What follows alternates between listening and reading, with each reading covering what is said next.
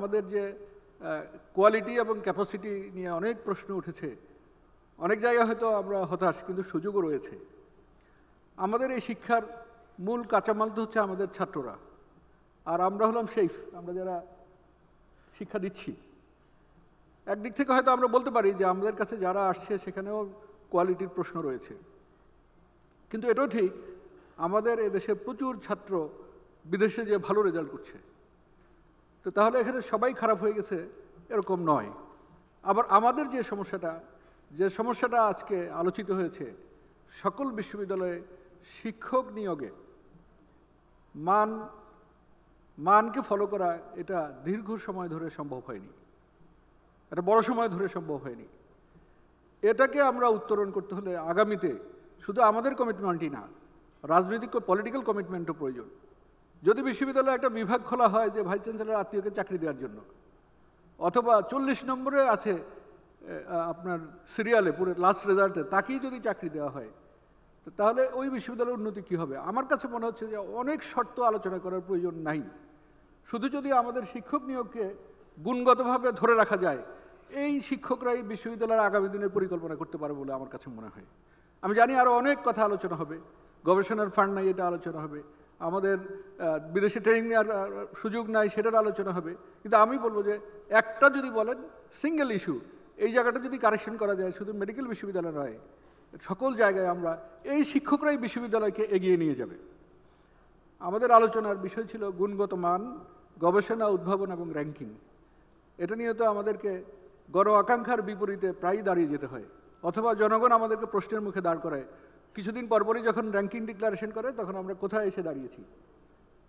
এইটাকে যদি আমাদের উন্নত করতে হয়, শিক্ষার গুণগত মান, আমাদের শিক্ষকদেরও যেমন উন্নত করতে হবে, আমার শিক্ষা নিয়ে কাজ করা লাগবে, আমাদের টিচিং লার্নিং মেথডগুলোকে চেঞ্জ করা লাগবে। এটা অনেক পিছনে পড়ে গেছি আমরা। অ্যাসেসমেন্ট নিয়ে আমাদের কাজ করা লাগবে। আমাদের গবেষণা আলোচনায় এসেছে যে আমাদের অনেক বড় বড় জিনিস নাই, বড় বড় রিসার্চ ল্যাব নাই।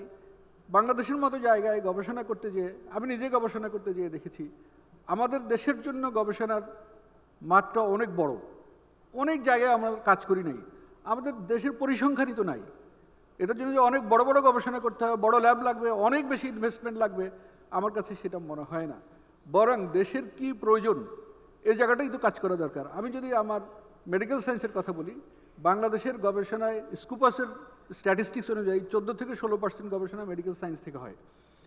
তো সেখানে যদি আমাদের অতীতের গবেষণাগুলোকে আমরা চিন্তা করি, আমাদের ওরাল রিহাইড্রেশন থেরাপি, যে স্যালাইন, এটা হচ্ছে আমাদের বেস্ট উদ্ভাবন।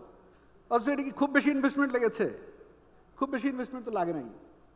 আমাদের দেশের রোগের যদি পরিসংখ্যান আমরা তৈরি করতে পারি, এটা কি খুব বেশি ইনভেস্টমেন্ট দরকার? না, অনেক ইনভেস্টমেন্ট দরকার নাই। দরকার একটা বড় মনের, দরকার একজন বড় শিক্ষকের, দরকার একজন বড় গবেষকের।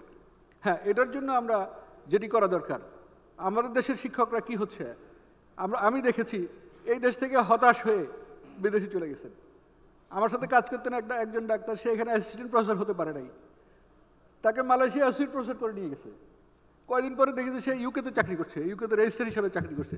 মানে আমি একজন শিক্ষক গবেষককে জায়গা দিতে পারি নাই। তাহলে আমাদের যে এই গবেষণা যে আমরা করব, যিনি করবেন তাকে তো ইনসেন্টিভ দেওয়া লাগবে। আমি তো তার গবেষণার সময়, আমি তার ইন্টারভিউর সময়, আমি তার প্রমোশনের সময় জিজ্ঞেস করছি না তো আপনার হাই ইন্ডেক্স কত, আপনার টোটাল সাইটেশন কত। আমি বরং জিজ্ঞেস করছি আপনি কি কালার নিয়ে এসেছেন, কার সুপারিশে এসেছেন। ফলাফলও তো তাই দেখা যায়। আমি আমার বিশ্ববিদ্যালয়ে দেখেছি 90 জন গবেষক আছেন যারা আন্তর্জাতিকভাবে স্বীকৃত।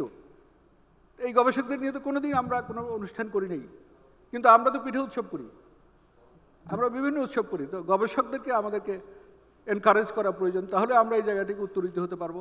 আমাদের এখানে গবেষক নাই, এটা আমি মোটেও বিশ্বাস করি না।